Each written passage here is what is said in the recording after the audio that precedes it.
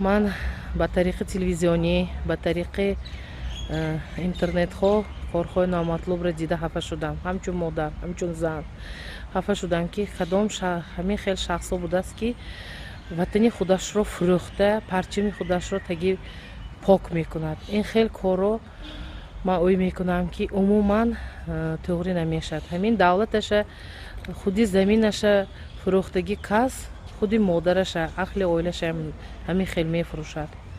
من نمیخواستم که همین خیلی کارو شود. من همچون مادر وطنی خودم رو حرمت میکنم، احساس میکنم، احتیاط میکنم، چون که وقتی استقلالیت به همین تنجی آرامی و همین خیلی شخصا زیان و زحمت میرساند. من همین بچه ها به همین خیلی زمین فروش و وطن فروش به گفتنیم که این خیلی کارای نکنیدون. این وطن هر یک کس به یکته، مادرم هر یک کس به یکته. همین وطنش فروختگی کس مادری خودش می فروشد.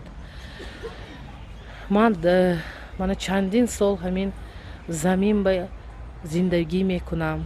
یگان بار عذاب کشتگیم نه. همین کار میکنید کارتون البته این وطن به احترام میکند، هر کس حرمت میکند شمایا. من همین وطن فروشا و قهرم اومد که همین خیلی کار نکنیتون، وطنی خودتون را نفروشیتون. این وطنی خودش را دیگر یافته نمیشد، همچون مادری خودتونه.